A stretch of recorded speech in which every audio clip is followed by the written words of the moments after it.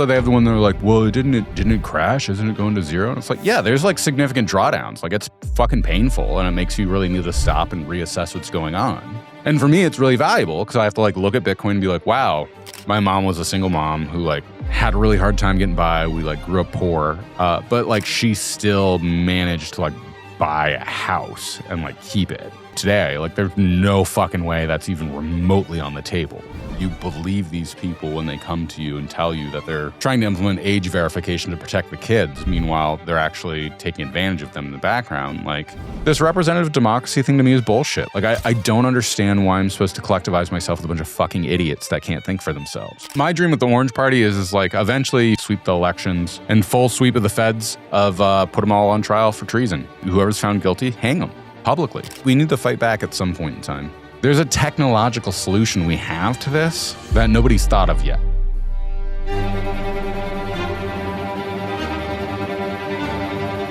It's always like that moment of, sending, you've been sending Bitcoin transactions for a long time, but like for me, I remember, first time I sent a Bitcoin transaction, even many times after that, it's still like, is it going to work? Like, did somehow my copy paste get infiltrated? And did I get man in the middle here?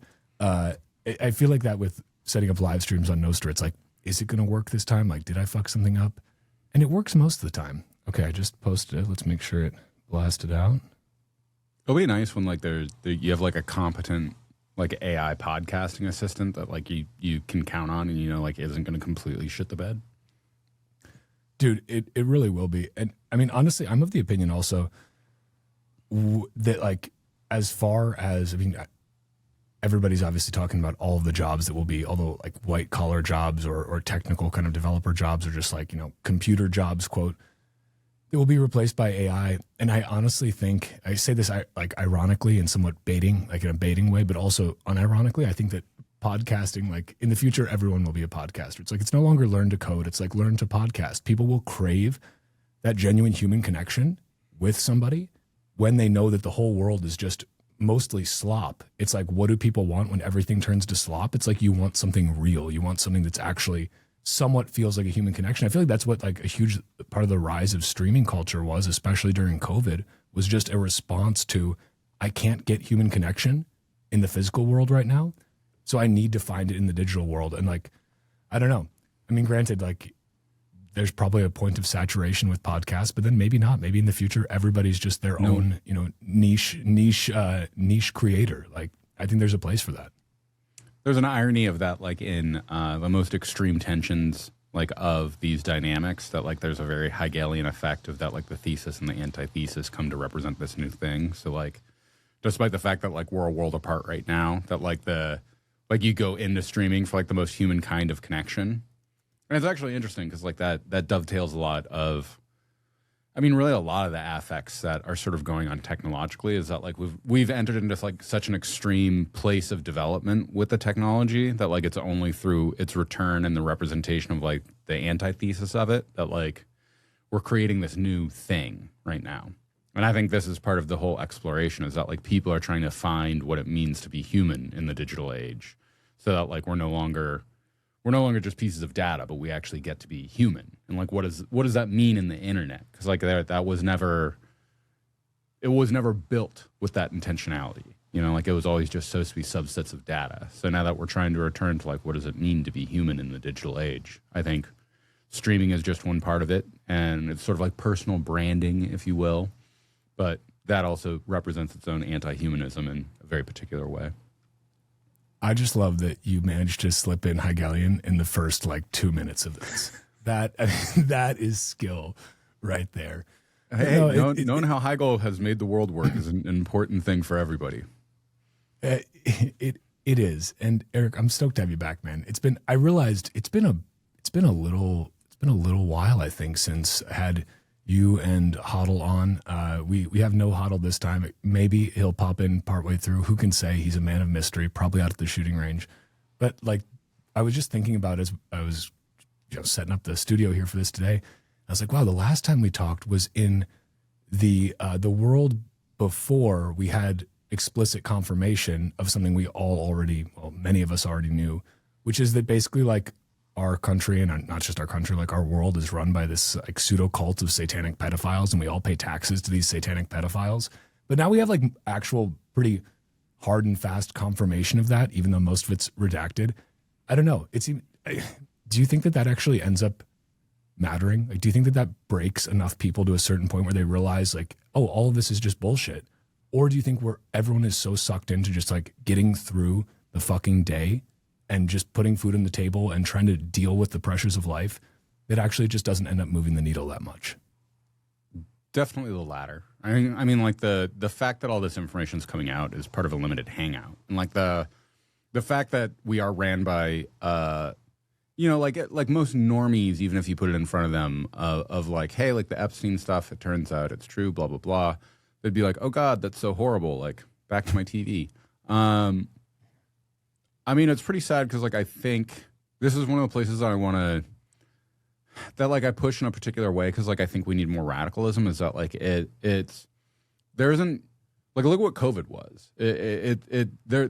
There isn't some event that's going to come about where people suddenly radicalize themselves and they're like that's the line. Enough of no. Like if the police show up at their house and give them a gun, they're like, you need to kill your neighbor. They'll be like, oh, okay. Well, I mean, if the police said so. And I to me, it's one of the dark and horrific truths of that. Like we live in a day and age where most people, in my opinion, are sort of, and like any of us could fall into this, but like they're still plugged in the matrix in a way. And very similar to what Morpheus said is that like, these people are dangerous to us. Like they're not going to spontaneously awake and become our allies. Like they're very dangerous because they're plugged into a matrix where they'll tell you stuff that like if you say Jeffrey Epstein didn't kill himself, they'll be like, whoa, hey, that sounds like crazy conspiracy theory stuff. That's what the report said. What do you mean? Yeah, and like I struggle a lot with it because like on one side, like I have very deep empathy. Like I understand why we want to believe the media and why we want to believe that the government loves us and wants to do good, and like, why we should just let everybody come to America and we should all be able to hold hands and hug and that like it should be like a happy, great experience.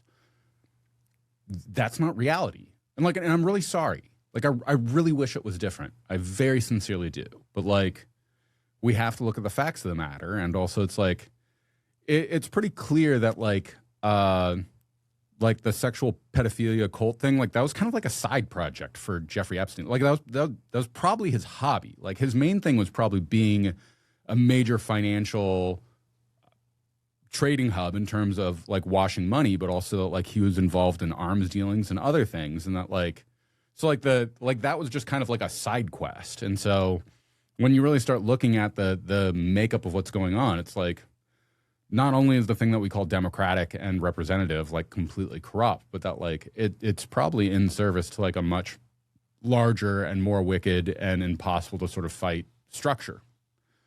And it sucks and it blows, and I wish we could vote our way out of it. We can't. Bitcoin is a great start.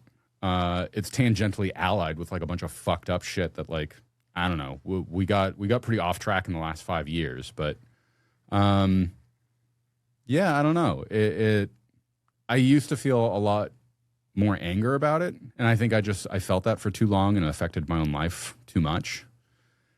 So in a lot of ways, I'm more accepting about it, and also like I think at some point we have to just kind of worry about ourselves more than kind of the greater country in a whole, and hope that they get it. But I don't know. It sucks. I wish people would wake up. Can I ask you to elaborate on the part about the last 5 years and just the getting off track? What do you mean by that specifically? I think specifically like the tangent, like at first I thought what David Bailey did with Trump was okay. Like there was a particular number of wins that happened with it. Same thing as like getting integrated with the nation state, but like now I'm realizing like it was like a pretty dangerous flaw. The obfuscation between Bitcoin and crypto, same thing. And I think like we've done a pretty good job about talking shit about these people. But like I think we should have developed more of an anonymity with them and been like very clear, like fuck these people. They are fucking scammers. They've hooked their wagon up to ours.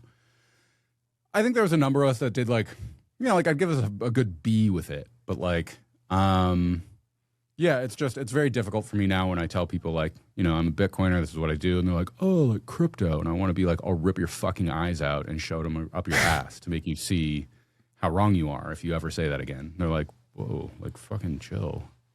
Dude, it is crazy though. Just on, sorry to interrupt, but on that point, like it is kind of crazy for all of the drum beating that Bitcoiners have done about, look, this isn't crypto. It's like it hasn't moved the needle that much in terms of public perception or public confusion. Like it's maybe moved it a little bit, but man, and maybe that just goes back to the fact that most people, because they are still plugged into the matrix, they cannot be bothered to go even one layer deeper to say, well, let me check my assumptions on this. I'm calling all of this crypto. Like, oh, FTX, Sam Bankman-Fried, that's Bitcoin, and Bitcoin is crypto. And like, because that's like the jump most people make. I don't know can't even count how many times, like, if I brought up Bitcoin, somebody would say like, oh, like the Sam Bankman-Fried thing or whatever. And you'd be like, oh, fuck, like you got to be kidding me. But it's like, again, like maybe just most people won't ever be woken up from that or can't be bothered. I don't know.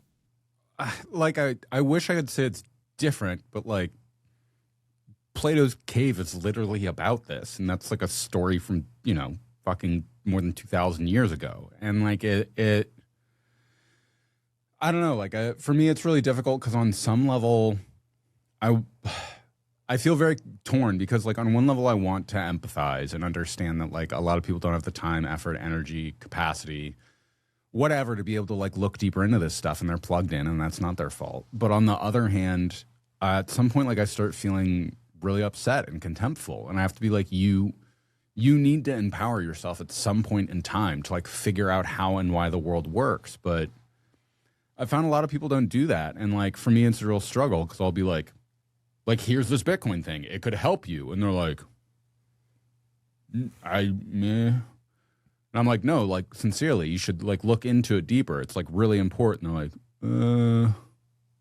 oh. And it's, I don't know. It pains me deeply because it's like, okay, well, I led you to water. You don't want to drink it. Like, if you want to continue living your fiat lifestyle, doing what you're doing, okay. And then also they have the one that are like, well, didn't it crash? Isn't it going to zero? And it's like, yeah, there's like significant drawdowns. Like it's fucking painful, and it makes you really need to stop and reassess what's going on. And for me, it's really valuable because I have to like look at Bitcoin and be like, wow, yeah, it drew down 50%. Like, did I misvalue it? Does it not do the stuff I want it to do? And I have to like go through the whole existential thing and be like, no, I can still pay whoever I want. Like I can still send it wherever I need to. Pay join still works. Like you can still create privacy if needed. Like it's doing everything that I think it's going to do. And then there's like a redoubling of like, oh yeah, okay, this is actually how the cycles work in the process. I could try to call the top and sell, like some people do really well with trading. I don't. I suck at it. Like I'll more likely lose a lot more money. Yeah, and so it's a lot easier of a strategy just to hold. And some people are really good at trading, and great for them. Like, I like market dynamics, and it's great that there's probably a lot of people that were looking at Bitcoin at 125, and they're like, that's too much. That now it's at, 68 or something, that they'll be like, yeah, like maybe now is a good time for me to get in. So to me, it's all the dynamics of how Bitcoin works. It's all of the fundamentals that make it operable are still there. It's just whether or not the rest of the world will catch up to it.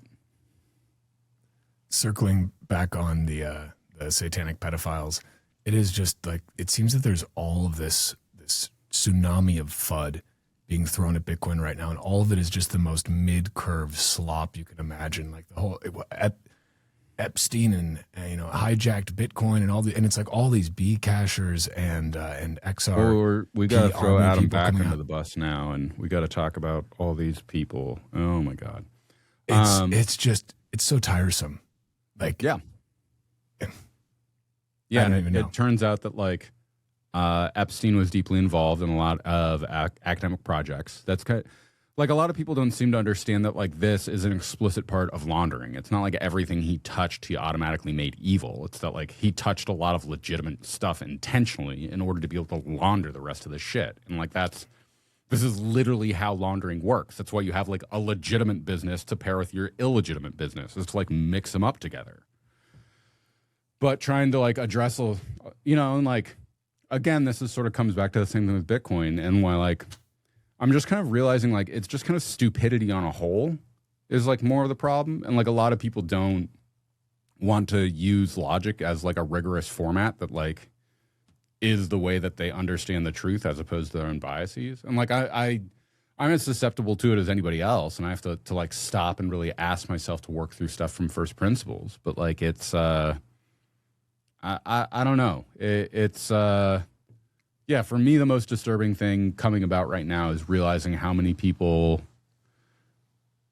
not only do they not necessarily understand what's going on, but that like they'll have very significant opinions that aren't well supported. And it's just, it fucking sucks. It's a bummer to try to deal with them and their opinionated nature. Meanwhile, people who like know 10 times more than them and like should have 100 times more assurance usually are 1,000 times more modest, which means that like they're not going to have the same loudness that other individuals will. Wish you could access cash without selling your Bitcoin?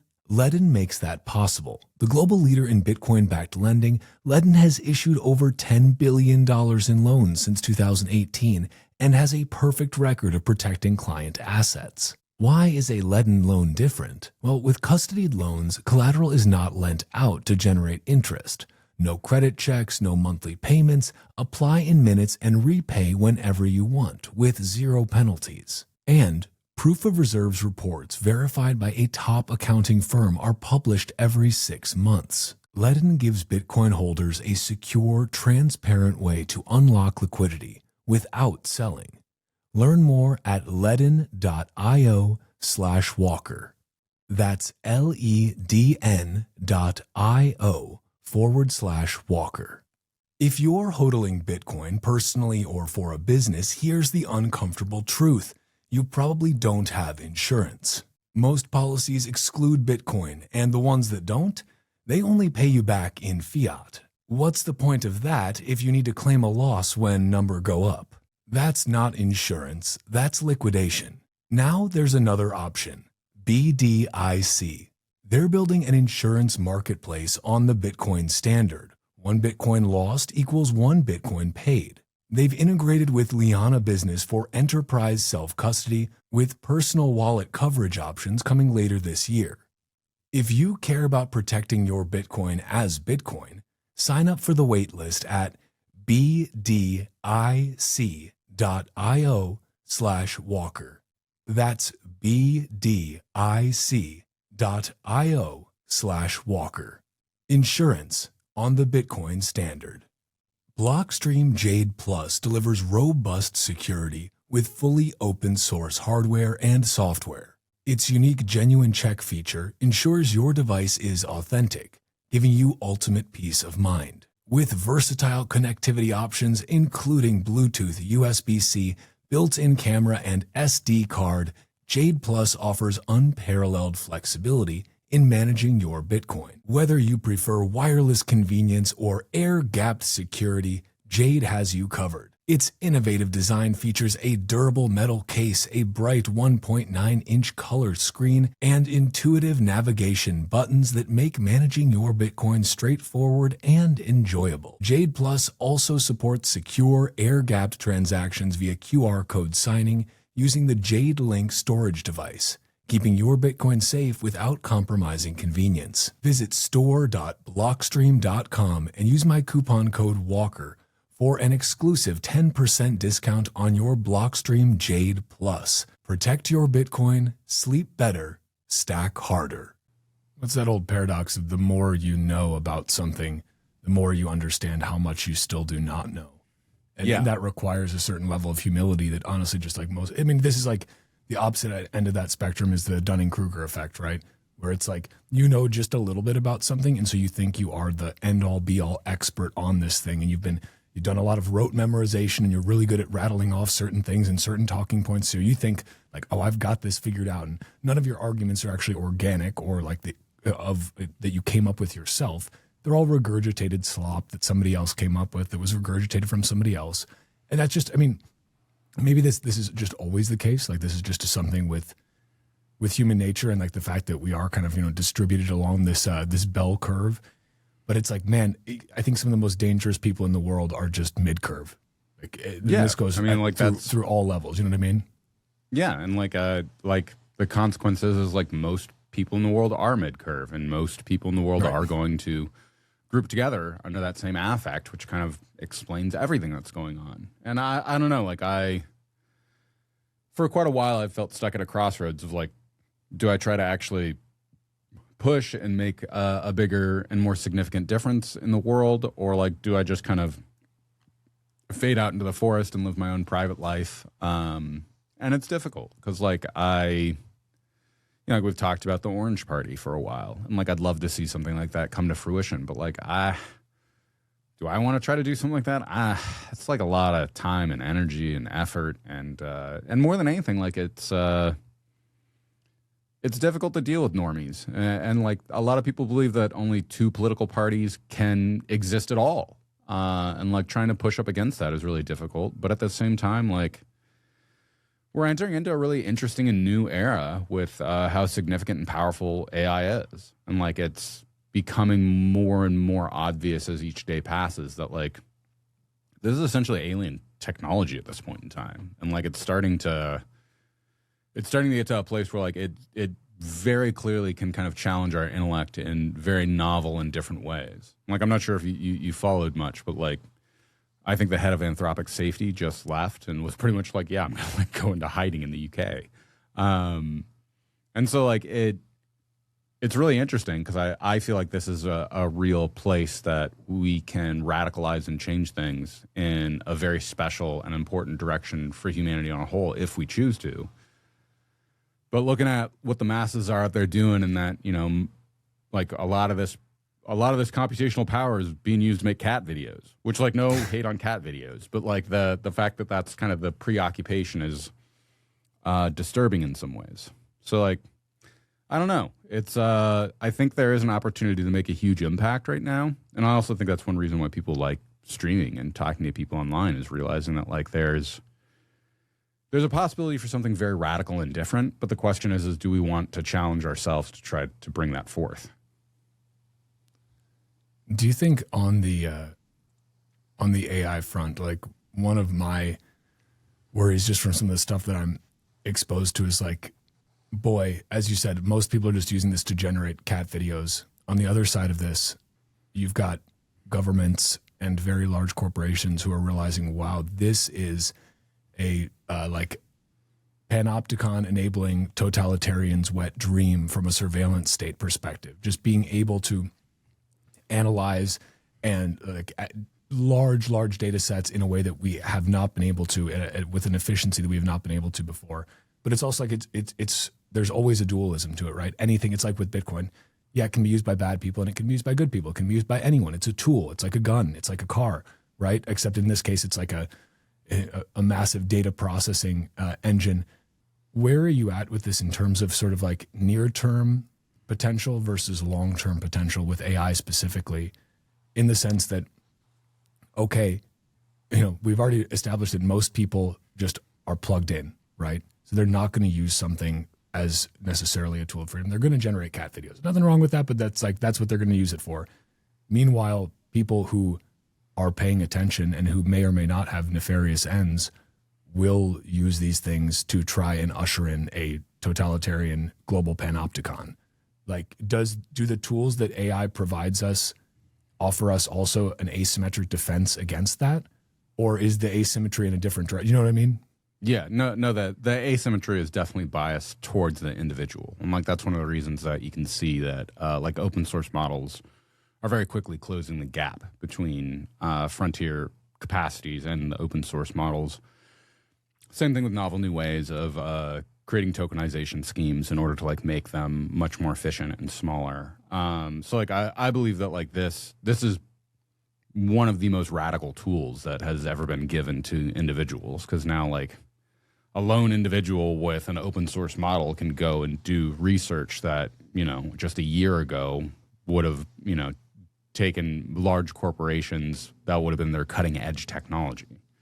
Right. So like I think and like short term and long term are related to each other, because like these are highly efficient at, you know, data analysis, it can make the panopticon all the better. But with that being said, the same thing, like tools and techniques to obfuscate that information and data allows for you to throw out way more flack. And like in the cat and mouse game, I think this was one of the things that was asserted in Snow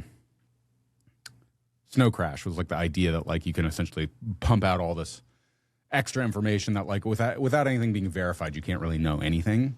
And so I think like the amount of like slop that can get pumped out to kind of throw flack to make the information analysis more difficult is really powerful. In addition to like, and this is sort of our thesis at Vora, is that like people are going to realize like your oil and like you generate data and then like that is your, like that's your crude oil, and like you being able to synthesize that on your own to make plastics, refined gasoline, like whatever. Like if you own that data, you can do that and you can do it way more efficiently and substantially for yourself, but like you need to own it. And so like I think inevitably it sort of concludes into that direction.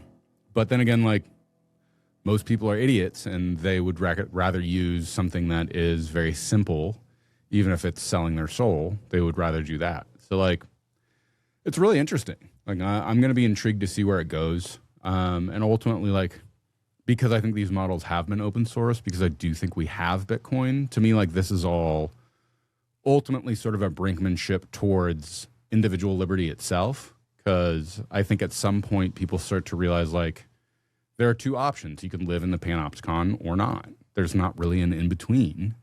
And I think when people realize that like living in the panopticon might be comfortable to a point in time, but like you can essentially get red marked at any point in time and processed for elimination.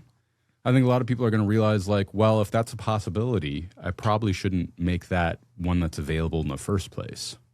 So long term, I think like people eventually conclude that they need to not only own their own data, but not like, I think there's a potential for like a totally new form of the internet where instead of us having these large corporations with data siloed in them, that people own their own data and that like a new structure of the internet gets built on top of that.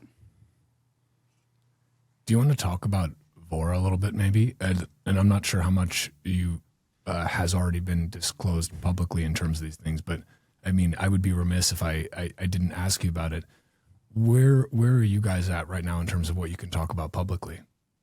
Yeah, so we've been working on our alpha for quite a while. We've had to revamp it a few different times. We have an open source model. It's working. There's two main components to it. We have something that's called the Guardian, it's really a local AI that lives privately on your computer, and it's designed to like be housed and dwell there. That's like where that information lives, and it never touches the open internet. And that's kind of the big thing, is like there's a moat in between it and the open internet.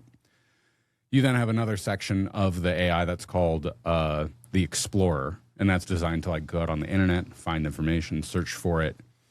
And Jesse has very thoughtfully designed a system that allows for this information to flow in between. So from the Guardian to the Explorer, and to the Explorer from the Guardian, the information can be swapped, but it's never direct. And so it's always sort of filtered with an intermediary so that you can't get prompt injected.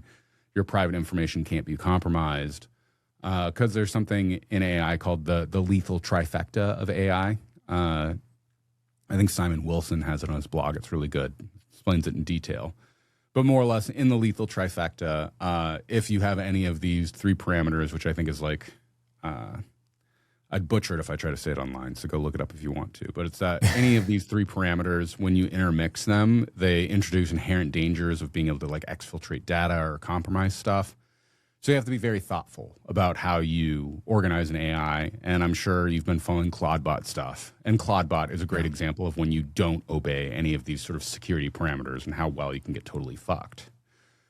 So in a lot of ways, like we're trying to build really like a security enabled kind of Claudebot in particular ways, so that like you can give it all of your personal information and you know that Claudebot isn't just going to take that and go dump it out on the open internet, or vice versa. It's not just going to kind of randomly take whatever it looks up on the internet and prompt inject you to then be able to exfiltrate your data. So we have a piece of hardware that it runs pretty well on. And the idea is ultimately we want to give you the hardware. You can run your own local inference. All the information lives there privately.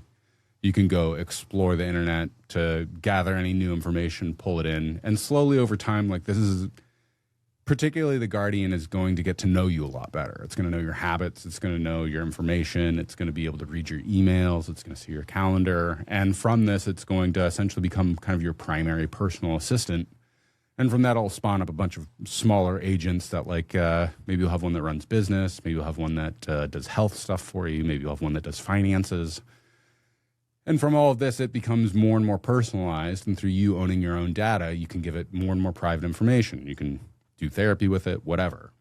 And this really is kind of why Bitcoiners need to own this and have, because we're the only people with an ethos that really understands why privacy and security is so paramount to it, because this information is going to be just as valuable as your Bitcoin private key. And so it needs to be thought of and protected in the same way. And you can only do that if not only are you running the information locally, but on another level, there is robust backup features. And also that there's a network that can actually like, the idea is eventually different, like essentially Vora boxes will be able to talk to each other and be able to use homomorphic encryption schemes so that like I can back up a chunk of your data, the rest of the network can back up chunks of your data, and then like recoverability becomes this process of where you don't know what data of mine you're hosting. It's kind of part of a larger network. And recoverability so that like if somebody steals my box, that's always a possibility. And like it's not on Vora, it's part of sort of the larger CT network that operates on top of that. And so like if I invoke the recovery protocol, I zap you, you know, however much it is to download all of that information. I get the information downloaded, I can decrypt it, and I now have all of my information back. So it's still a ways off. It's going slower than we'd want to, but we really think it's important to get it right and make sure that at no point in this process will we not only fuck something up and make it so that like your private data can be exfiltrated, but that once we do launch that, it kind of can't be stopped. Like once you own the box, the data and the information, like we have no way to stop you from kind of asking it whatever you want. So do you think, so I've got a couple of questions there. On the one side, you mentioned the whole Claude bot thing, and that has been obviously very, very in vogue lately. Do you think there's quite a few sort of, let's say, security risks that folks aren't considering with that? With everybody, 100%. I mean, like watching a few YouTube videos and spinning these things up and then hooking it into everything. Like it just seems like, boy, what could go wrong, right? Yeah, and like there's plenty of examples already out there of, you know, people mismanaging it and it fucking them over in different ways, you know? And it's one of those things that I think a lot of people are unaware of the security risks up until they present themselves. So go out there, watch YouTube videos that you want about it. You'll see the problems that it has. And for us, it's been highly validating for our thesis. Like people want these private AI boxes that they can kind of do whatever they want with. The problem is like if you don't have robust security parameters in place, it can become very problematic, which is why a lot of people are just buying a brand new Mac Mini or whatever and loading it up on there, which really like you don't need that much power for them. You can just wipe an old MacBook, get a VPS set up, and like you're good to go. So just in terms of what you mentioned about the way that within Vora specifically, you would be able to have this network with backup infrastructure and all of that.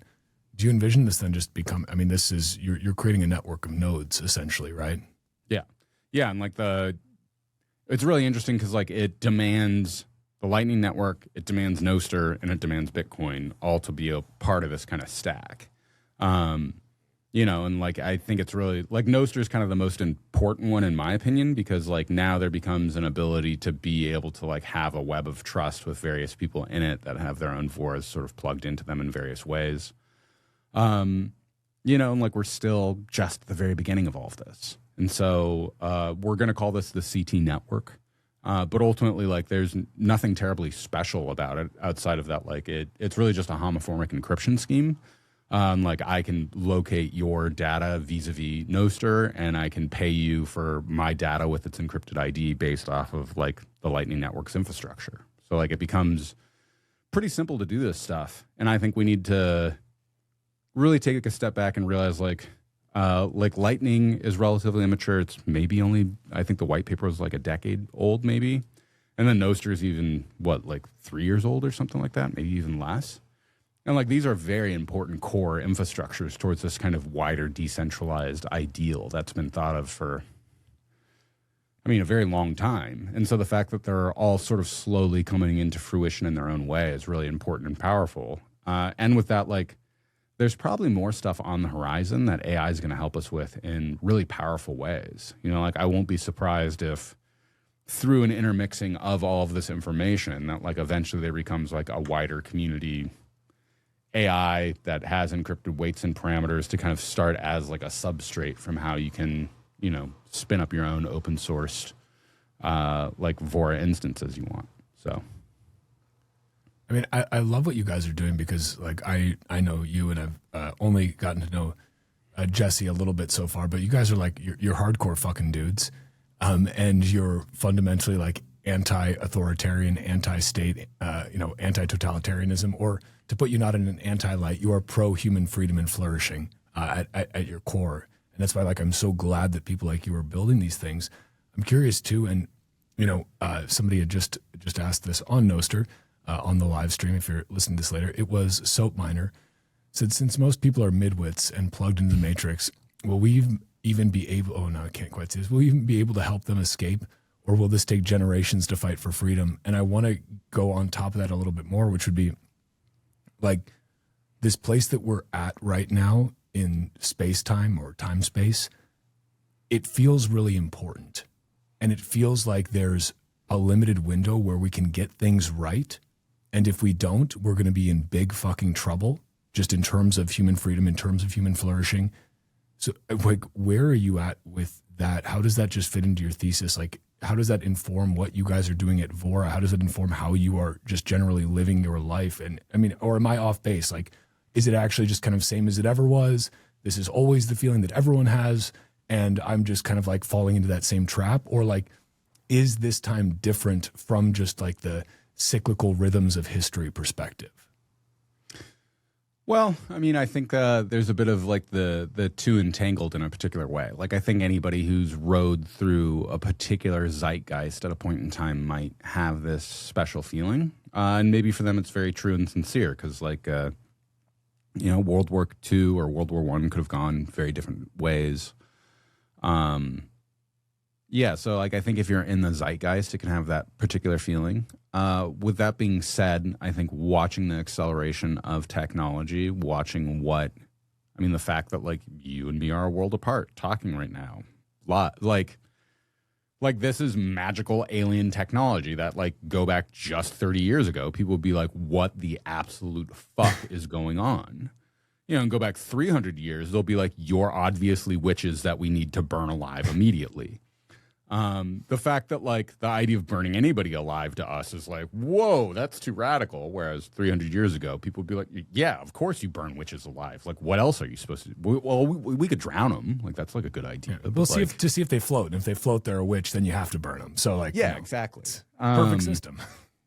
But like that actually points to sort of, again, the same sort of eugenics project that has now made us all homogenized people, is that like, people in antiquity believed that like evil was like a real thing, that, like you had to fight, and then like fighting it viciously and with force was like of necessity.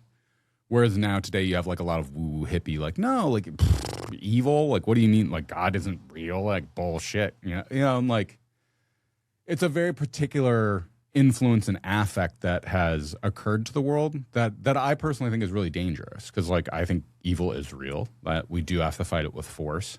And our unwillingness to do that is part of why we now have a giant cabal of pedophiles that like essentially run the world.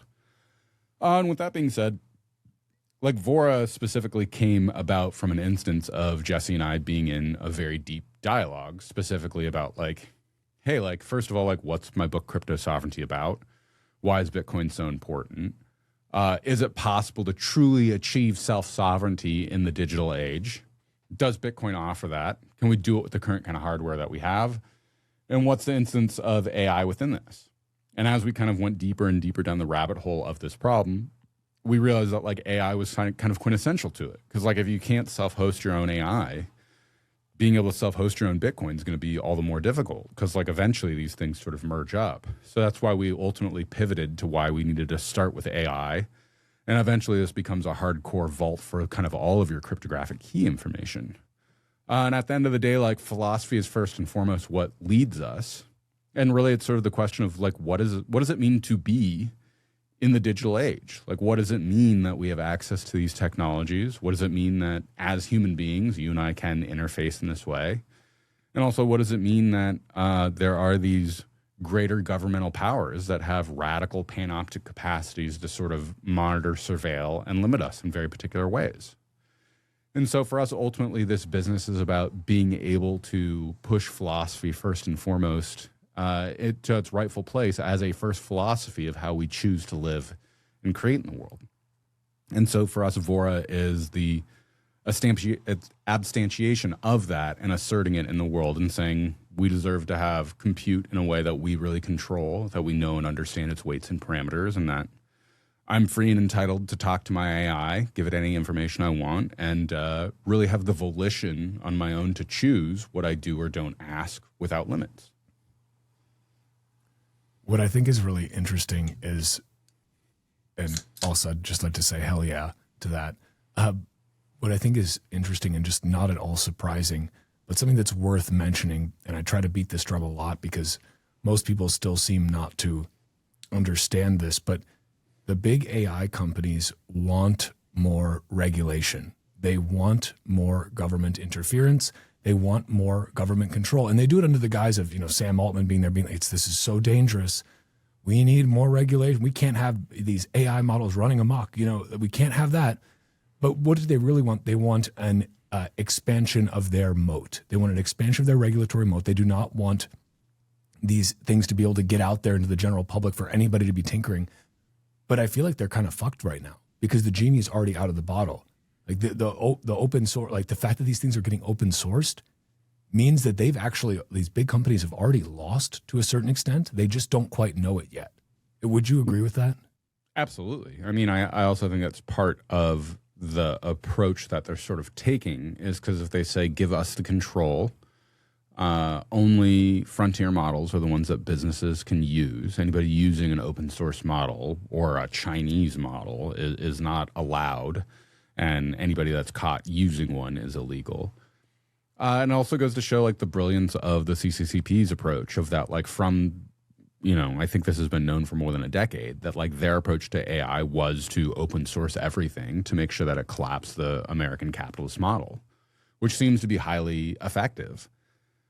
And also in a lot of ways, like, I kind of think we're at an end game because like these are open source. They're highly efficient on a bunch of levels. And this essentially drops the cost of doing not only software development, but like graphics development, all sorts of things to zero, which like that seems to fulfill the Marxian ideal of like what happens at the end of capitalism, where everything outstrips itself to create a classless society.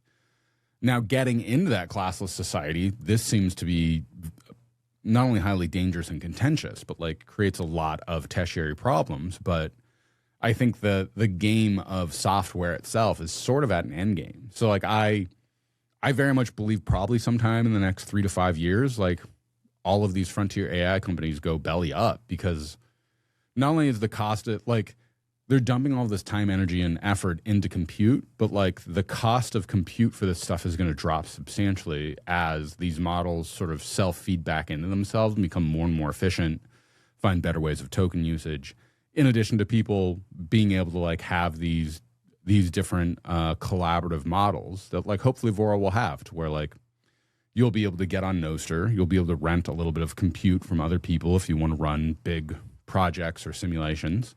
And instead of that going to a company like Amazon that has a huge data server somewhere, it just goes out to all the people that have a Vora device at home. And yeah, it'll split up the instance between 100 different computers over the course of several hours. And you get your simulation back in, 4 or 5 hours. And you made $5 and so did 100 other people because I was able to buy that from you directly. I love that idea. To just from a more fundamental premise of that should be the way that quote, the internet works, right? This was always sort of the initial idea of the internet pioneers, was to have it be this way, was not to have it be all siloed into AWS East, and AWS East goes down. It's like, well, okay, fuck, I guess nothing works now. Like Cloudflare's down. Oh, guess we're all fucked now. Can't do internet stuff for today. But we've gotten so far. And again, so much of that comes back to the regulatory moat that these companies have been able to create. And you see this as well across all of the all the new compliance with all these digital ID laws, or the age appropriate ID laws, whether it's in the UK or Australia or name any other nation, or Discord just said they're going to start adding, like they did that kind of voluntarily, I guess, start adding in age verification via ID. And what does it all come back to? It comes back to creating a cost of compliance that is too hard for startups to, they can't compete with that because they don't have the money yet to be able to compete with that cost of compliance. Whereas the incumbents have the massive legal teams, have the massive budgets.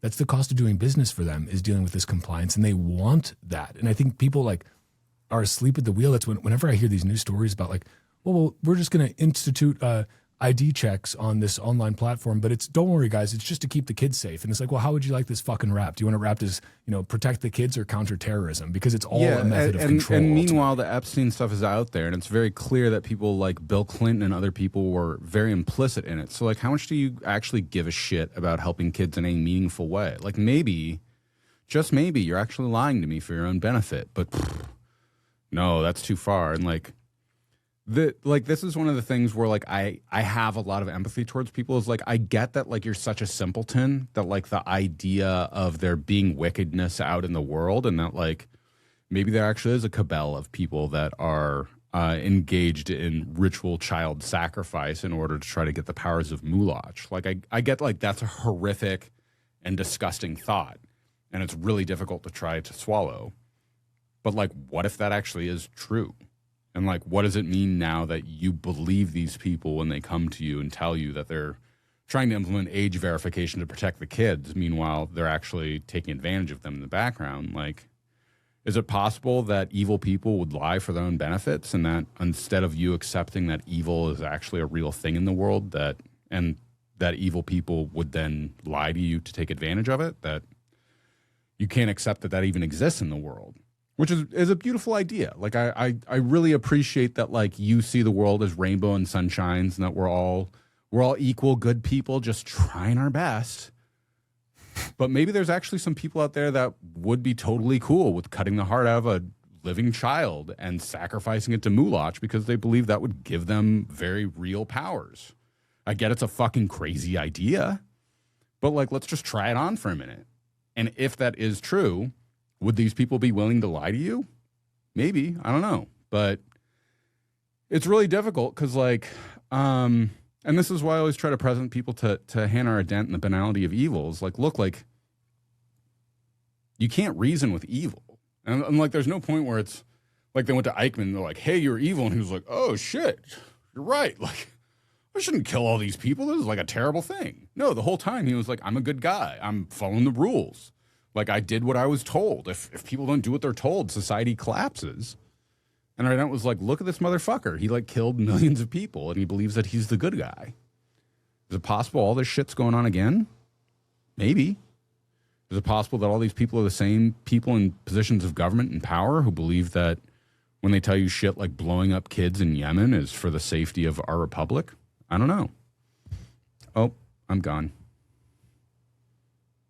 Was it me that dropped out? Or was it him that dropped out? I don't know.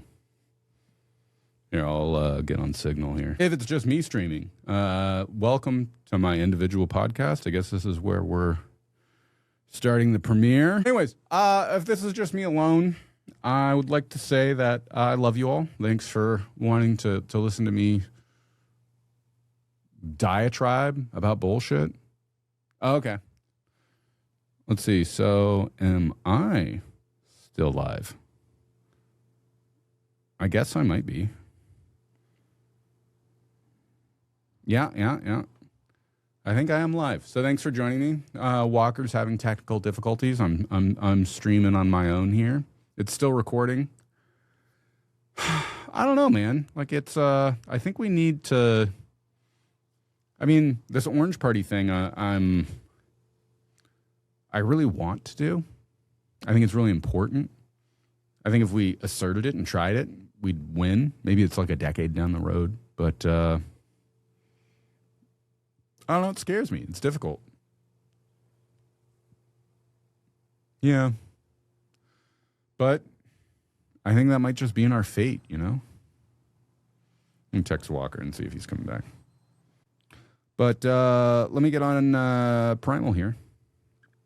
I'll take some of your questions if need be. All right. Walker's coming back. Don't worry, his internet sucks. Ours isn't so bad here. But this is our studio at San Francisco Presidio Bitcoin. We're located here in the Presidio. It's a fun place. Some of you should come visit at some point in time. Yeah, and I'm kind of thinking maybe I'll even do my own podcast out of here. I need to start recording my audiobook for crypto sovereignty. So I think I'm going to be using this space to do that. Because, yeah, a lot of people have made the request for an audiobook. It would be good for me to reread my own book after it's been like 3 years since I published it. But, yeah, I'm looking forward to doing that. Should start some interesting dialogue. And yeah, I think as Bitcoiners, we need to kind of understand like the future is something that we can really assert and try to make a meaningful change. But if, I mean, kind of truthfully, if we're going to try to do this like really nice, kind way of being like, oh, please accept Bitcoin. We love like, oh, trying to compromise with anybody. Like, I don't think that's going to work. I think we need to be more assertive. I think we need to communalize ourselves greater. I'd love to see more circular economies popping up. We're seeing that happen in more places like El Salvador, which I just got back from El Salvador. So I was pretty enthusiastic about what I saw. I was surprised and impressed. Like I thought it was going to be a passing thing, and I think I'm seeing that like they're really trying to sincerely develop it down there. But more than anything else, I'm seeing that education, and not like I think El Salvador is doing a great job. I think education on a whole and really getting people to understand why they need Bitcoin is really important. But, you know, it's very difficult. Oh, yeah. Walker's just saying, coincidental, this happened right during the satanic pedo talk. Yeah, it's true. Let me just let them know. I'm in here. All right. So, yeah, I was surprised and impressed with what was going on in El Salvador. I think we need more of that. I think we need people encouraging each other to accept Bitcoin. I think we need to be using Bitcoin as a way to, frankly, really engage in meaningful tax evasion. Yeah, and ultimately, like we need to fight back at some point in time. And at some point in time, this becomes a real fight. And it's difficult. You know, like a lot of us have vulnerabilities that we have to come to terms with. And that trying to fight the state on its turf is really difficult, particularly if you like own a home or have a family or any of these things. So, I don't know. That's part of what's made me hesitate from all of this is like, I don't want to put my own livelihood at risk. I don't want to risk my family. But I think a lot of us feel that way. And it's also one of those things, if we don't make this choice now, we have to make this choice later down the line. So, like, what do we do if that's what happens? Yep. Okay. So, yes, I am. Okay, cool. Yeah. So, I didn't know if this was live. I thought it was live. It looks live. So, it says live. So, I'm going to keep acting like it's live.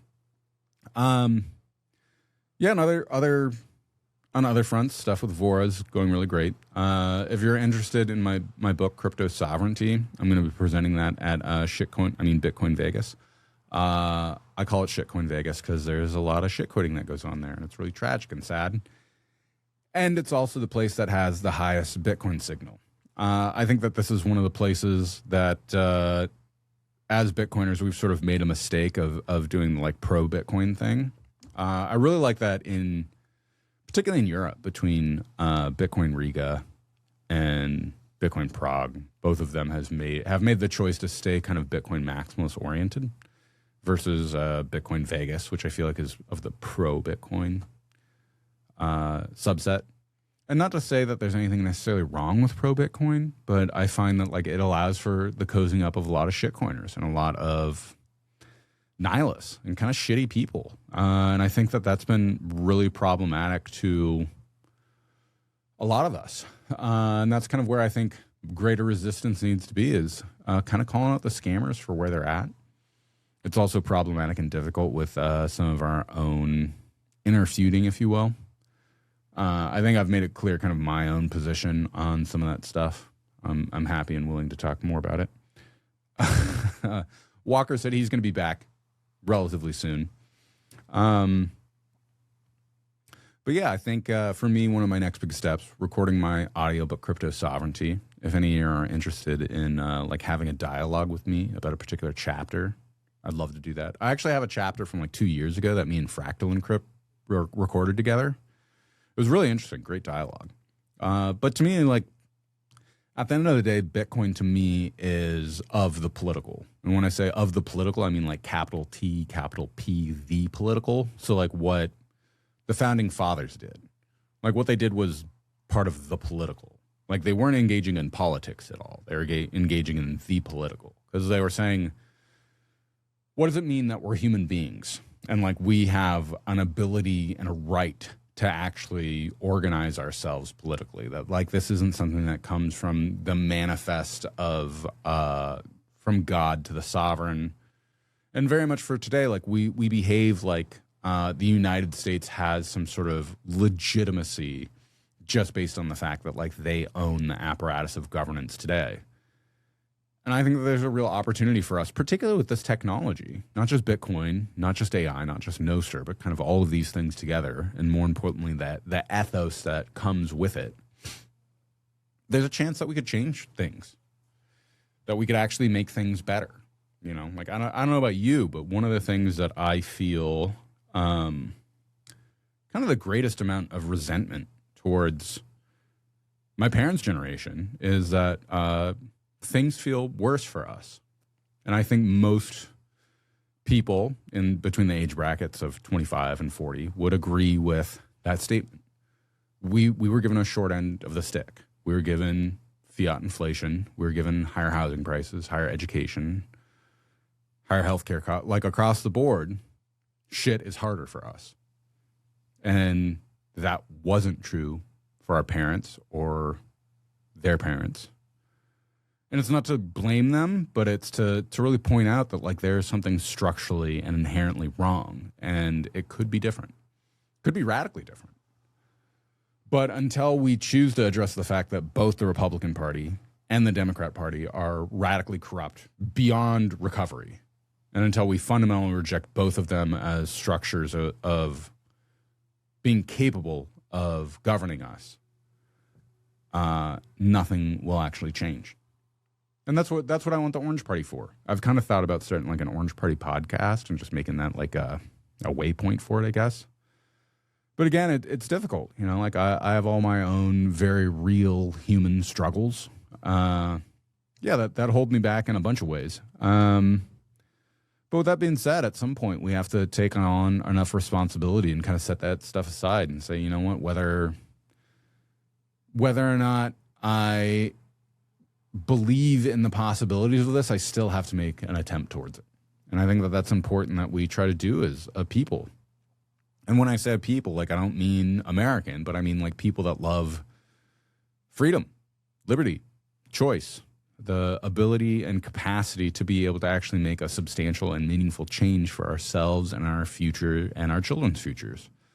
And I think there's a new sort of ethos that's getting formed and created that has came out of the cypherpunk movement that's becoming larger and more important and more robust than sort of the smallness that the cypherpunk movement developed from. And I think it's because, well, one, the internet kind of touches everything now. But I think two is that as it touches everything, we realize that like if we don't take on these same ideals and values of sort of taking on what the sort of radical libertarianism and sort of,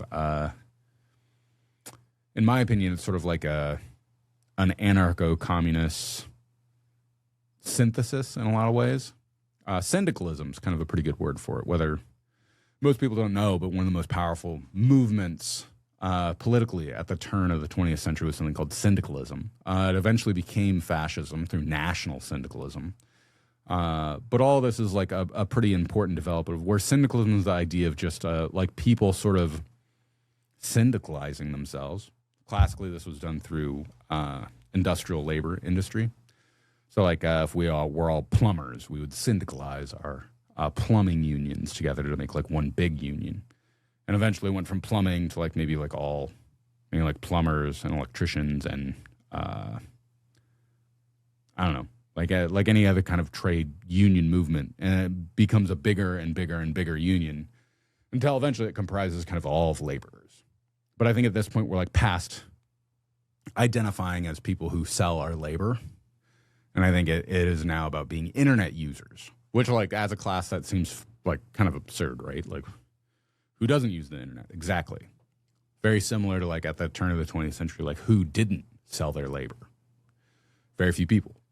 At some point, I'll have to do like a big, long conversation about the development of anarchism, communism, capitalism, sort of the development of all these things since they all kind of have their origin at Hegel. So like it's a big, long, and robust discussion, but we don't need to have that today.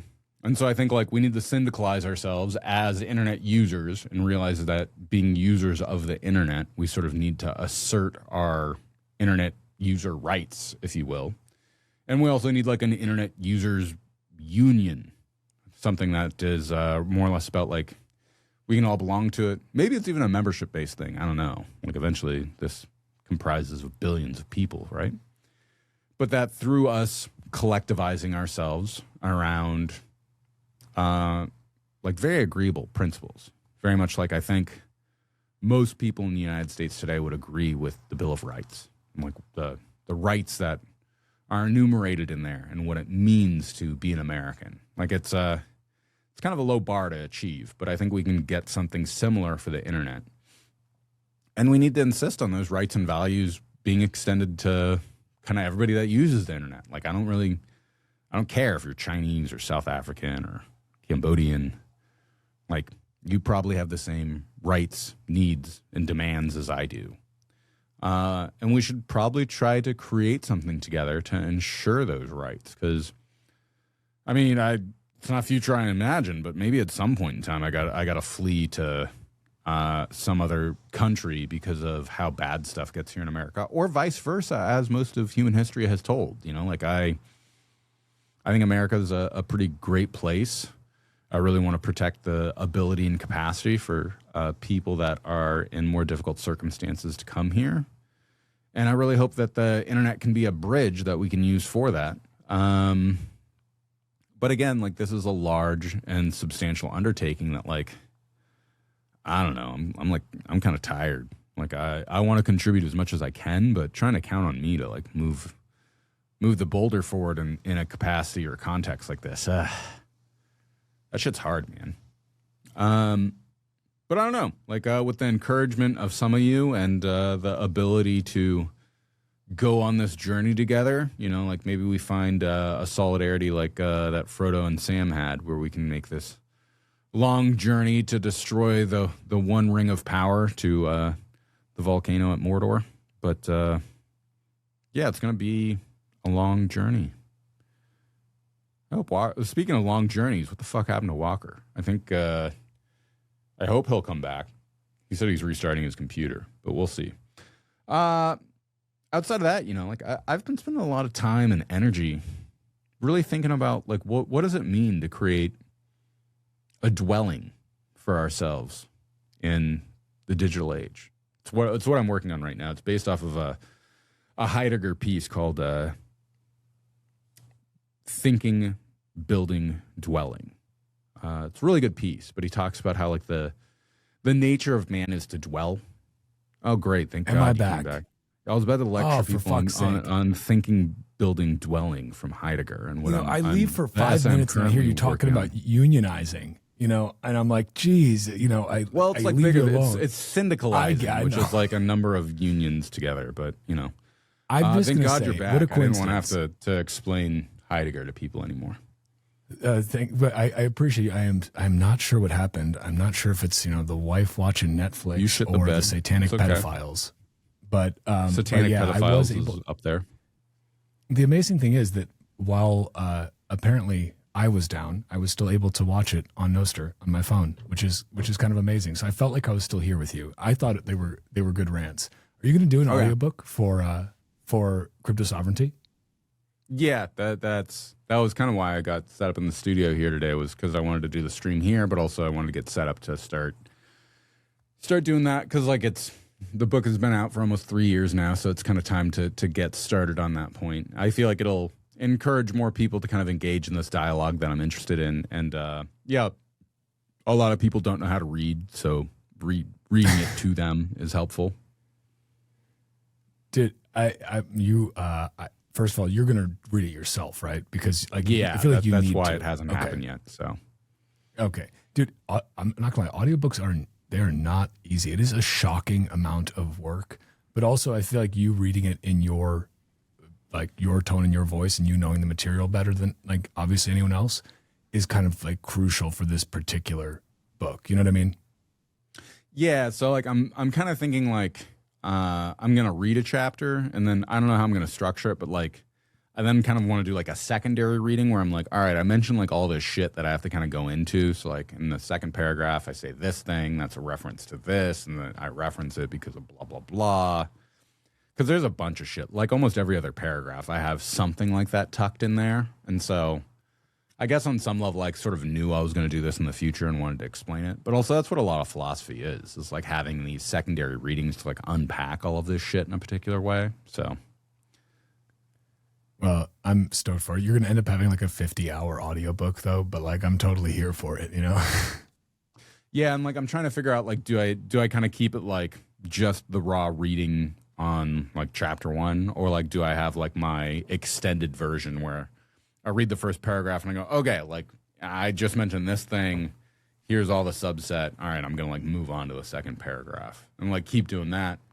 So I don't know. We'll see how it all works out. I'm hoping the AI recording software might be good enough that like I can kind of do it all one and the same, but we'll see. Yeah, it's going to be a fun journey for you.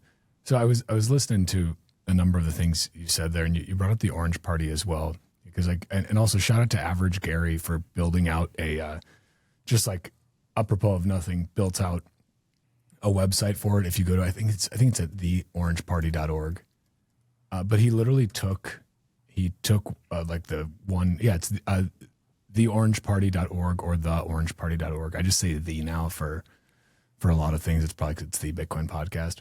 But he took that conversation that you and I had with American Hodl and just basically got AI to like, okay, synthesize this, put it into like a party format. And it's like a really nice, clean site too.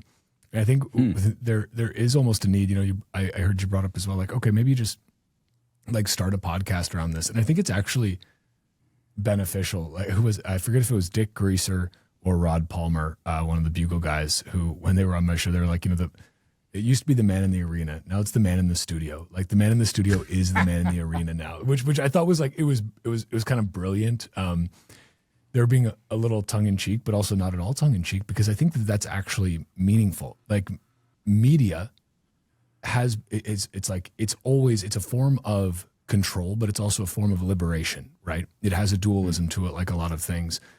And throughout history, there's never been a time where we had this like many to many or one to many like distribution model. It's always been like one to many, and it's always been hyper controlled. It's always been just working hand in glove with governments. It's always been, or the church, depending on how far back you go, right? It's always been a method of control and obfuscation of the truth. And now we have this opportunity with like new media in this age where you and I were, I'm sitting in a studio in a weird room in my house. You're sitting in a studio in the Presidio. Like we are able to broadcast with the same efficacy as somebody with a multi-million-dollar studio, right? And that's like a hugely powerful, and you don't even need these fancy Shure SM7B mics and a Rodecaster. Like you can just broadcast via this supercomputer in your pocket. And I feel like it's such a liberating force. And it's again one of those things where the genie doesn't go back in the bottle with this. Like, they can't put this away. And so I truly think like where we're at right now, and you see this even with, like any sort of legacy media you consume, because they're not mainstream anymore. They are legacy. It's all just such trash. Like, most of it was already slop, and now it's just even sloppier. And I feel they're slowly dying. I don't know how anybody still advertises with a lot of these publications anymore. I mean, even the Financial Times publishing that article from whatever Jemima Kelly about Bitcoin's $69,000 too expensive, basically. And then they changed the article like an hour later because Bitcoin was $70,000. So they had to change the headline. It's just like, nobody trusts you anymore. They haven't trusted you for a long time. Like, you are dying. You just don't necessarily realize it yet. But like from their ashes, something better has been reborn, I think. Yeah, for sure. I was thinking about how it's always also like on the precipice of these technological changes that like Gutenberg's printing press like allowed for the printing of the Bible to be read by individuals like Luther, who then were like, hey, like maybe like don't need the fucking church for this stuff. And same thing, like that printing press also like allowed for people to distribute their own pamphlets, which they could be like, hey, like, like maybe like the king isn't the right way to do this. Maybe we should do like a representative thing. So yeah, I do think it's a radically empowering thing. And also like, I kind of feel like the call to arms just to be like, hey, we need a different approach. And like this form of governance is broken. I think a lot of people would answer the call. It's kind of like the Field of Dreams thing, like build it and they will come. But on another level, like it's also like pretty terrifying. It's like, we were just talking about that we're ran by a satanic cult of pedophilia eating children. And like I don't know, like on one level it's kind of scary and it feels unrealistic, and on the other level it feels very real and direct. But at some level, like, I don't know, I think most people that have children eventually realize that like we're going to leave them a world that's like a lot worse than the one we inherited. And the one we inherited was like a lot shittier than our parents. So it's like, can we do that to them? Like, I feel like our parents, at least, like they, like I always find this really interesting that like my mom was a single mom who like had a really hard time getting by. We like grew up poor, but like she still managed to like buy a house and like keep it. Like, if you're a single mom today, like there's no fucking way that's even remotely on the table.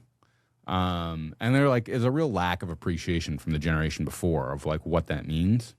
It's funny because like I live in a place right now that I rent, and I have the thought a lot of times like how the fuck do you create any sense of community in like a rental place? Because like like if the drain's broken, there isn't good incentive for me to fix it. But say like same thing about anything with the house, or like planting a garden. Like, what's the incentive? Like, I don't know if I'll be there in the next year, so like why? And it's pretty sad because like that starts to conform society in a very particular way to where there's no longer such thing as community, because community is about this, similar to what I was going to start talking about. Like, it's about dwelling. It's about a place that you really intend to not just live, but like that's where your life emanates from. Whereas simply residing in a building for some duration of time is not about building community. It's just about passing time. And I think that without something like the Orange Party, we're going to find ourselves kind of continuously caught between these two highly corrupt and frankly evil parties. And like my dream with the Orange Party is like eventually you figure out that we have political plurality at that point, sweep the elections. And then it's like full on like pack state official offices with state attorneys that are like loyal to the Orange Party, and full sweep of the feds of put them all on trial for treason. And at the end, like whoever's found guilty, hang them publicly.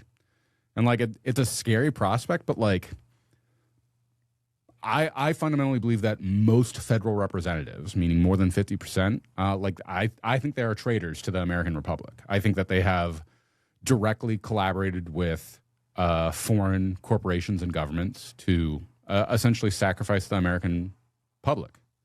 And I think that like unless we make it very clear that the rule of law is applicable to everyone, and that if you are in a federal public office and you try to get around the rules for your own benefit, you will be held accountable. And I think right now, take Nancy Pelosi, for example. Like, why is it that she's been a career politician and she is worth hundreds of millions of dollars? Like that seems to be very indicative of corruption. And I find it wild that there's a lot of people who will outright defend her. And I don't know. Maybe we get farther down the road on this when we realize there's a lot more corruption than we want to believe. But I'd like to think that we're better than that. So, but this goes back to the initial point that we were discussing earlier, which is like the fact that you brought up, like, look, most people just aren't going to actually care or change in any way, even with the realization that there is all this just all these heinous things being done at the highest levels of our government with regard to Epstein.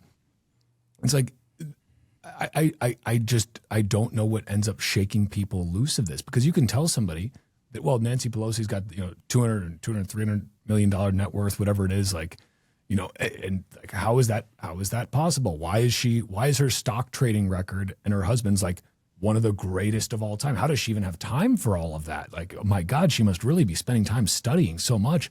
Or like even look at like Elizabeth Warren, champion of the people. She's got a net worth of like 60 million or something. And I'm not knocking them because they have a high net worth. I'm knocking them because they've abused their positions of power. And that's the fundamental difference. There's nothing wrong with having a lot of money.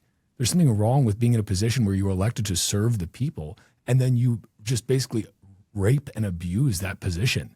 Like, you are the lowest of the low. Like, I mean, we had multiple cases during COVID of Federal Reserve governors that Rosengren, Kaplan, and there's one more whose name I'm forgetting, who were caught insider trading. They didn't even get punished for it. They just Jerome was like, well, we'll institute new ethics policies. And it's like, oh, because those work really well.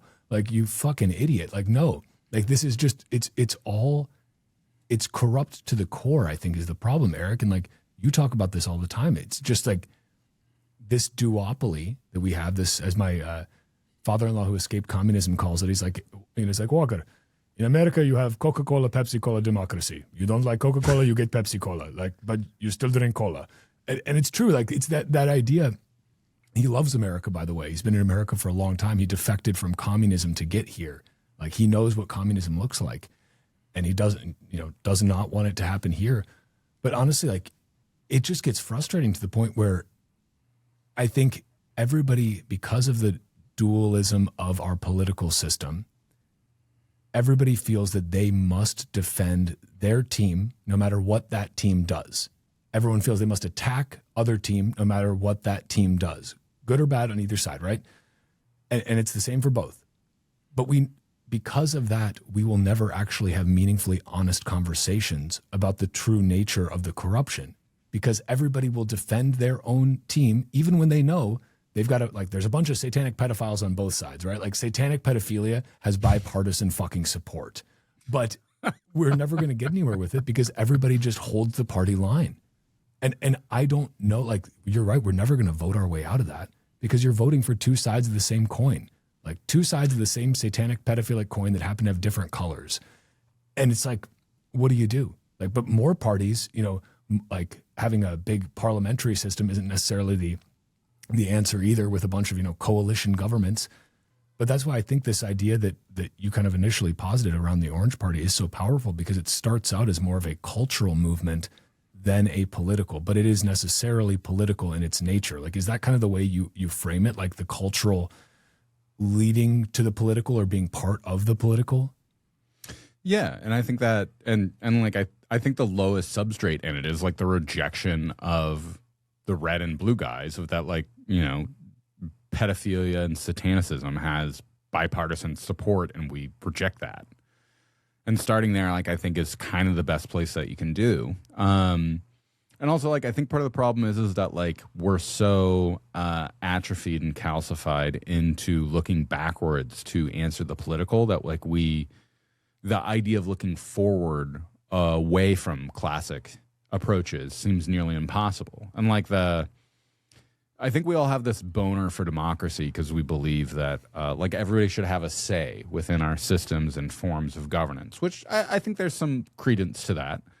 But with that being said, like, why isn't there something that's more about like a real-time liquid democracy thing? Like, I feel like if there was an ability to, because like the other thing is like, I joke a lot about fascism, kind of tongue-in-cheek, and part of it's serious, part of it's not. Because like, specifically with the world we're dealing with today, like if you had a hardcore fascist movement where you had a leader that was like, give me the power, I will hang the pedophiles, I will butcher the satanic culturists, which is kind of ironic because that's satanic in its own right.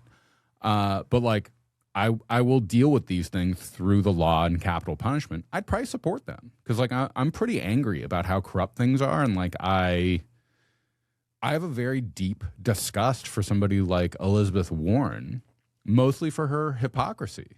Like, it would be really different if she wasn't so hypocritical in trying to like lecture me about how I don't care for the people and that I want Bitcoin to be able to destroy the environment. It's like, bitch, like how, like you have the audacity to try to lecture me on this? Well, like you literally started out as a woman who said, I'm going to stand up against the big banks. And now you take more money from the big banks than any other representative. It's a real smack to the face. And more than anything, I'm really resentful about that. And I think there's a lot of people out there that feel the same way. And I think that trying to collectivize ourselves and realize that like there's a technological solution we have to this that nobody's thought of yet. And I feel like if we really put our heads together and tried our best to find a way to approach that and like kind of synthesize all these things, maybe there's a real answer. But it's also really scary. It's not like, it's not like you start organizing something like this and the Democrats and Republicans are like, they're like using cryptography to like build the system. Like, dang it. Like and this is like where the wrench attack thing comes from it's like, haha, I've encrypted my passwords. You'll never get it from me. And it's like, yeah, just beat them with this wrench for a while and we'll see what happens. So like, there's a lot of risk with this stuff, and I think there's very strong forces of not only propaganda but other things. But at some point, we have to ask ourselves, like, when is actually enough enough? And I think like that's a really terrifying question because I think a lot of people realize that there probably actually isn't a point. That like if the police did come to their house and ask them to murder their neighbor, they'd probably be okay with it. And like I don't want to be critical of other people for the choices that they make, but I personally really want to be able to leave a better future for my kids and feel like they have greater rights and capacity to protect those, but also the ability to have real privacy and to be able to have the volition to ask questions that they want to. And that's something that is really in significant lack today. That like even trying to ask sincere questions around any taboo topic is really difficult. And so I don't know. I think a lot about these things and how there's an opportunity that presents itself to us, but we just have to be courageous enough to actually seize it. And I'm afraid like maybe I'm too chicken shit to do that. And like it's a deeply shameful thing to have to actually like kind of see it and be like, I don't know, like maybe I'm too afraid to do this. I feel that sentiment very deeply. I also think that it's different because like when you have kids, right? Like you fundamentally, when you have children, there is now something that you do care about more than yourself. And like that was when our son was born, that was when I first understood what like true low time preference meant and actual long-term thinking. I thought I did, but I really only grasped it in this sort of theoretical academic way where I was like, oh yeah, I'm a long-term thinker. I'm, thinking long into the future, generations, right? But it's like, no, until you see that next generation there, I don't think you can really grapple with that. Like there's a reason that even, most of the revolutionaries, the great men who built this country were very young men, right? And obviously some of them were married, like some of them had kids too, but like a lot of them were very young. Like they were brimming with fucking testosterone and hatred of the fucking tyrannical British Empire. And they went out there with reckless abandon and put their lives on the line. That gets a lot harder to do when you have a a child or children to answer to, I think. It's like, I feel that like there is a balance there where it's like, to what point do you put yourself out there? To what point do you risk yourself? Because you're not just risking yourself anymore when you have kids, you're risking everything. Like you're risking your family. And I think that's where it becomes a difficult proposition. And it is hard to grapple with, because then at the same time, you're like, well, but fucking A, like nobody else is stepping up. Nobody else is doing this. Nobody else is speaking the truth. How do you, but will I just be one of the others that slinks back into the darkness and decides, well, I'll let somebody else do that? Or will I be the one who tries to speak the truth? And I think fundamentally too, where I always come back to, because you brought up this point about privacy too. And I think that that's so important for our kids to have. It's something that I think about a lot. And I think that it's become this idea that the whole trope of why do you need privacy if you have nothing to hide? Why do you need that, right? That old trope. And it's so insidious, because we're now at a point where our kids could grow up with literally zero privacy, like of any kind, not even private thoughts, no private communications of any kind, unless maybe you're in person. But even if you're in person, if you're in any sort of concentrated, urban or suburban area, you're still going to be surveilled there. That's all still going to be tracked. It's all still going to be associated with your face. It's all going to be tagged to your social profile, which is ultimately then going to be, assessed by AI and determine whether or not you're a threat to the, societal order. And, for the greater good, maybe you need to be removed. It is a terrifying fucking prospect, because I don't think you can have any sort of actual freedom without privacy at its core. Like, I think you need that. Yeah. I don't think you can have true free speech if you can't speak freely in private. I don't think you can have anything without privacy at its core. But people just don't give a shit. Like, people really don't give a shit about privacy, like at all. And they're perfectly willing. They haven't suffered the trade convenience of it, right? Yeah. It's like at the core of the idea of not having privacy is really about thought modification and making it so that you can't think in a way that has any dissidence within it. Because this is why volition and the ability to think for yourself is so important. It is not that not because I'm going to shove a fork in the light socket on my own, but if I can't be like, oh, if I'm told to shove a fork in a light socket and I do it anyway, it's like I'm going to learn from the lesson of it. But if we're not allowed to think for ourselves, I can't be like, oh, maybe this is dangerous to me. Maybe I shouldn't do that. Like, maybe even if Bob said to do it, that's a dangerous thing. And so to me, we're entering into an age of extraordinary danger, of where not only can we lose the ability to actually have the privacy and the ability to have volition to think for ourselves, but that becomes something much more extreme, in that getting outside of that box to even consider why it could have value is starting to become endangered in itself. And I think the other thing is that I think the truth is that we exist in a very important time, and that in 5 years from now, this thing is, we kind of either have freedom or we don't. And those are kind of the options on the table. And the other one is and I think Trump's election and appeal is a signal of this. People are fucking sick of normal politicians. People hate the Nancy Pelosi's and Chuck Grassley's of the world. We're no longer interested in this kind of performative appeal to everybody. We want people that'll actually kind of speak off the cuff and be real people. And I think Trump captures some of that in a particular way. And so, while I think the prospect of something like an Orange Party, while it seems far-fetched from our particular angle right now, kind of every major political movement seemed like that at its fruition. Whether it was Lenin's Communist Party and when he wrote What Needs to Be Done in 1906 and the development that happened over the next decade that allowed her to seize Russia, or the fact that the Nazi Party in 1927 only captured 3% of the vote in Germany, and then it happened to sweep the elections by 1933. Any radical political movement seems very nascent at its beginning, but I think Bitcoiners seem to have captured a particular form and ethos that, while it's still definitely in the minority, I think we're looking at history in the right direction.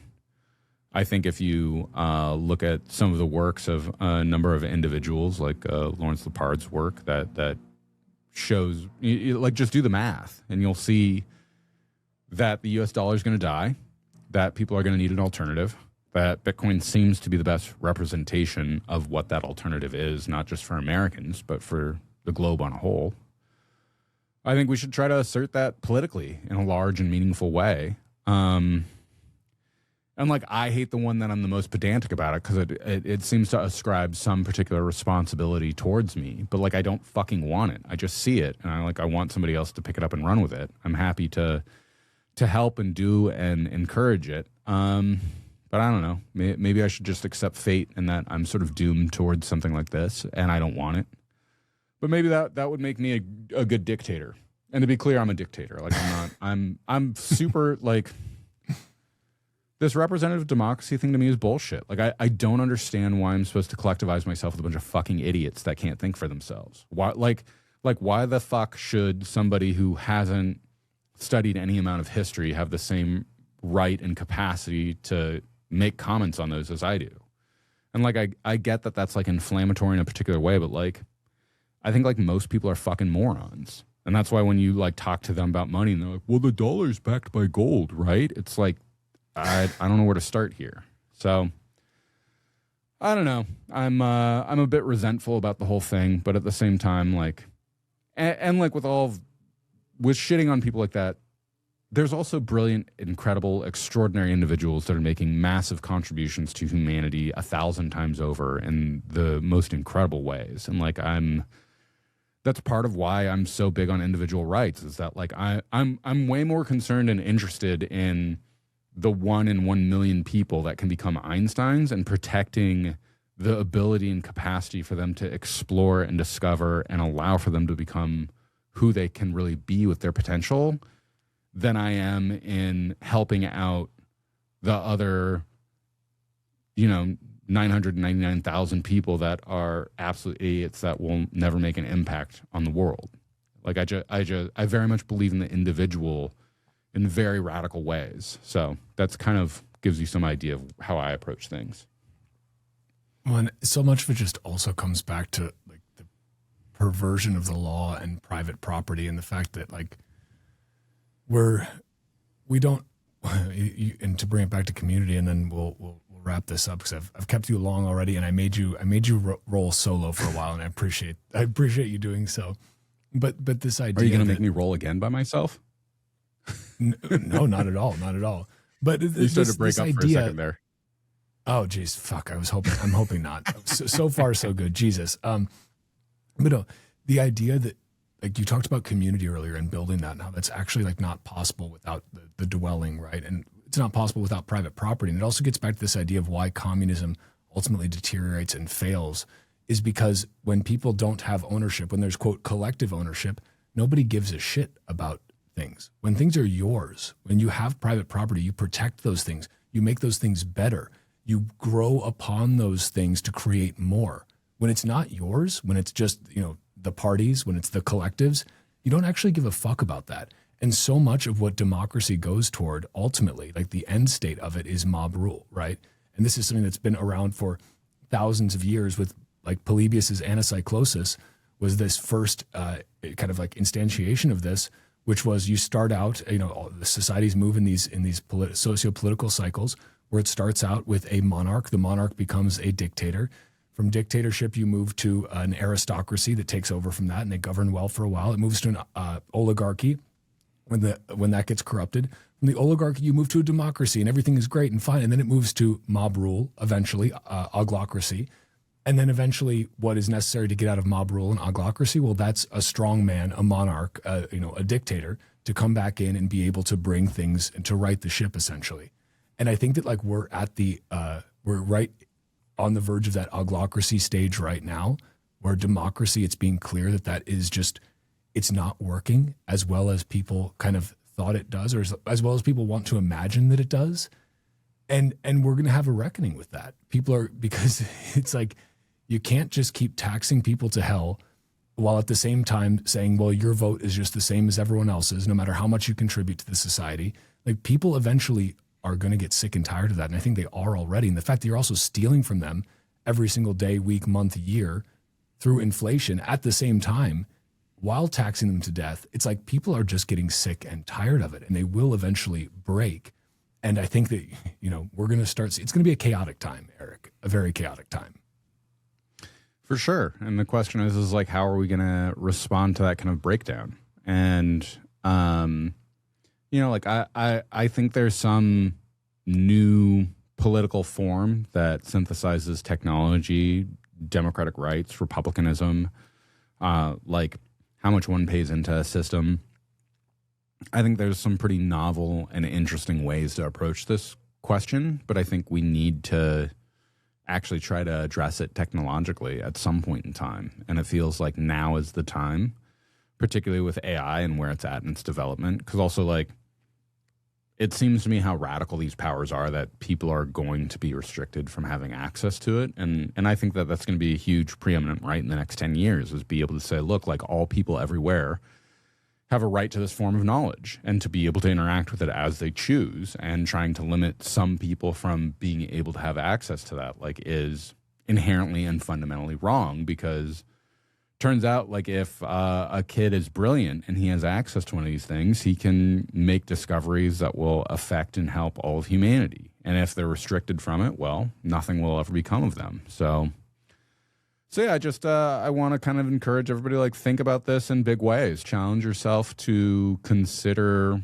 what and how we could change the world. And I don't know, maybe it's time that we actually try to, I talked to Marty Bent about this, is that, like, maybe on the 250th anniversary of the American independence, maybe we should try to find an Orange Party and its principles and like substantiate that in a meaningful way to then carry forward. It's a fun idea. I'm a big ideas guy, not so much on the execution side. So, well, I mean, you can count me in, and we already know, we've got Huddle, and we'll opt him in since he's not here as well. But Eric, I've kept you for a while now, and I appreciate you running solo. Where can people go to find out more about Vora? By the way, for anybody who was listening and was like, yeah, that sounds fucking awesome. Yeah, go to Vora.io. You can sign up for what's going to eventually become sort of our launch for pre-sales. We're hoping to get that out by the end of Q2. We'll kind of see how development happens. Nice. If you're interested in my own work, you can follow me on Twitter. It's just my name, Erik Cason. Or you can find me on Nostr as well. And if you're interested in my philosophy, I have a book called Crypto Sovereignty. You can find most of the writings at cryptosovereignty.org as well. And shout out to all the folks who did join on Nostr and who zapped some sats as well. Appreciate you all. We are living in the future already here on Nostr. It's just not evenly distributed yet. Eric, thank you, man. I always appreciate these sessions with you. I always leave hating the state just a little bit more, but also a little bit more bullish on humanity. So cheers. Cheers indeed. Fuck the state, for anybody who was waiting for me to say that. I couldn't. There we go. We made it right to the end. So, all right.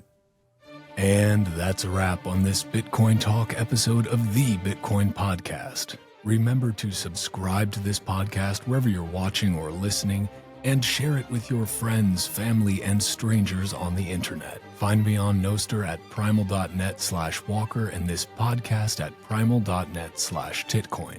On X, YouTube, and Rumble, just search at Walker America. And find this podcast on X and Instagram at Titcoin Podcast.